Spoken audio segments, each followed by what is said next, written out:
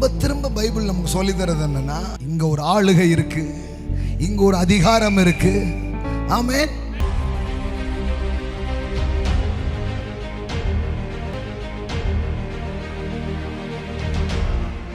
இப்ப கிறிஸ்தவங்க ஏன் மரம் நடல தெரியுமா?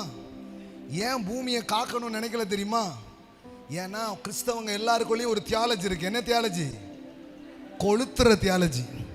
வருஷம் காலமா போட்டு அரசாளுவோம்னா நாங்கள் 1000 வருஷத்தில் அரசலாகும் தீய வைக்க.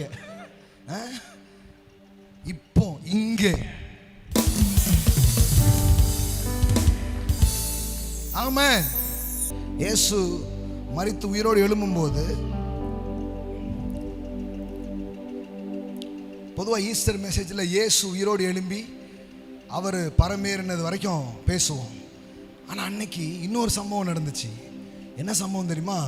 இயேசு உயிரோடு எழும்பும்போது அவர் கல்லறை மட்டும் திறந்து வெளியில் வரல, அங்கே பல கல்லறைகள் திறக்கப்பட்டது.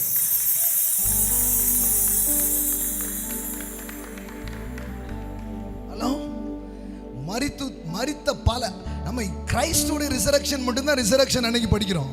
ஆனால் உண்மையிலேயே அன்னைக்கு உயிரோடு எழும்பினது கிரைஸ்ட் மட்டுமல்ல, அநேக பரிசுத்தவான்கள் கல்லறையை திறந்து வெளியில வந்தாங்க. இது எதுக்கு நான் சொன்னேன்னா, வெளியில வந்துட்டு எங்கே பரலோகம் அப்படின்னு ஓடல.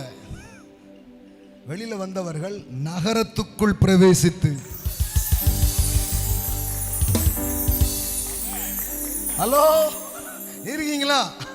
இருக்கீங்களா? எதுக்கியா எழுப்பி இங்க போறான்? ஏன்னா இங்கதான் வேலை, இங்கதான் முக்கியம்.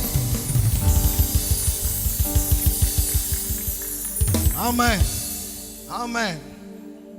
நான் சொல்றேன், இந்த பூமியிலே அரசாளுவோம் என்கிற புதிய பாட்டை பாடினார். ஹலோ, நாங்க அங்க போவோம், நானோ பரலோகத்தில் இல்ல, அது பழைய பாட்டு. நானோ பரலோகத்தில் நானும் பாடல் பாடிடுவேன், அது பழைய பாட்டு. புதிய பாட்டு என்ன பாட்டு? நாங்கள் பூமியில் அரசாளுவோம் என்கிற புதிய பாட்டை பாடினார்கள்.